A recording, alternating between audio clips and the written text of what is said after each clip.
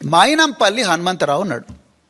మైనంపల్లి హనుమంతరావు ఏం కోంబింగులు చేసిండని, ఏ అల్ఖాయిదా తీవ్రవాద సంస్థ, లేకపోతే ఏ లష్కర్ ఏ తొయ్యబా, ఏ జైషే మహమ్మద్, ఏ సిపిఐ మావోయిస్టులు మైనంపల్లి హనుమంతరావును టార్గెట్ చేస్తారు అని చెప్పి ఆయనకు 2+2 గన్మెన్ ఇచ్చారు. చెప్పాలి డీజీపీ గారు. ఎందుకంటే now you have clearly mentioned that the security provided by the state is preventive, dynamic and threat based. It is neither permanent nor attached to the status, office, rank or past service of any individual, not just Praveen Kumar, any individual, not just Petti Sudarshan Reddy, any individual. మరి అట్లేటప్పుడు మైనంపల్లి హనుమంతరావు గారికి 2+2 gunmen ఎందుకు ఇచ్చారు? DGP గారు చెప్పాలి. పెద్ది సుదర్శన్ రెడ్డికి ఒక న్యాయం, మైనంపల్లి హనుమంతరావుకి ఇంకో న్యాయమా? కొండా మురళి ఆయన ఎమ్మెల్సీ కాదు, ఆయన ఒక కార్పొరేషన్ చైర్మన్ కాదు, వారు కేవలం మంత్రి కొండా సురేఖ గారి భర్త. కొండా మురళి గారికి 2+2 గన్మెన్ ఇచ్చారు. వరంగల్ సిటీలో ప్రతి ఒక్కరికి కూడా తెలుసు కొండా మురళి గారు ఆ 2+2 గన్మెనే కాదు, పోలీసు వాళ్ళందరూ పోతే ఆయన పోతే పోలీసు వాళ్ళందరూ కూడా ఆయన కాన్వాయ్లో పోతారు. ఆయనకి ఏ హోదా ఉందని 2+2 గన్మెన్ ఇచ్చారు? Now you have to tell DGP garu, nor attached, neither permanent nor attached to the status, office, rank or past service of an individual. What service? What is the contribution of Konda Murali garu? What is the contribution of Maynampalli Hanumantarao such that they deserve 2+2 personal security officers?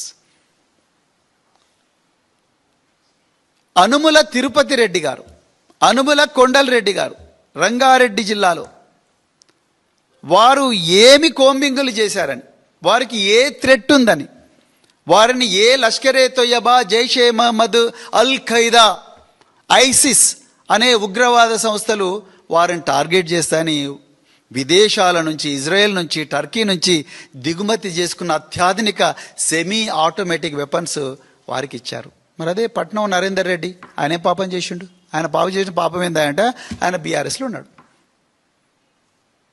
Sunitha Mahender Reddy గారు మాజీ ZP chairperson, వారికి కూడా gunmen ఇచ్చారు.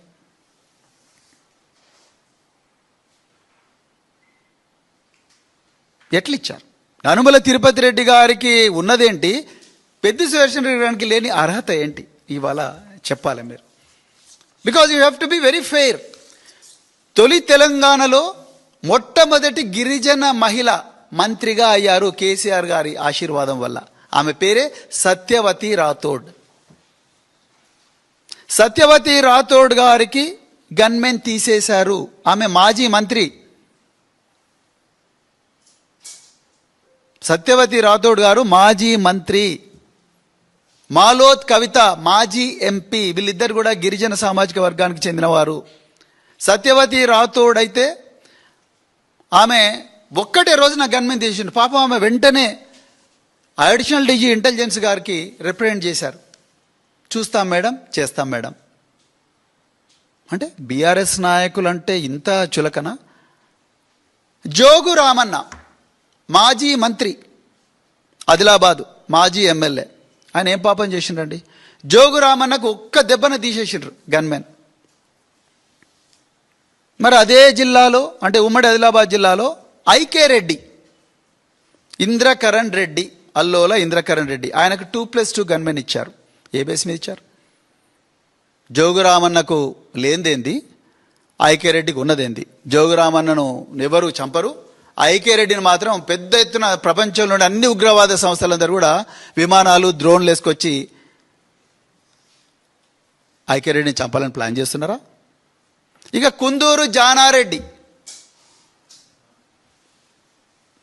జానారెడ్డి కాంగ్రెస్ కురువృద్ధుడు. ఆయనకుండే ఒక్కటే, ఇప్పుడు the DGP has said status, office, rank or post service of any individual. Now I want to know what is the status, what is the rank, what is the post of Kunduru Jana Reddy గారు?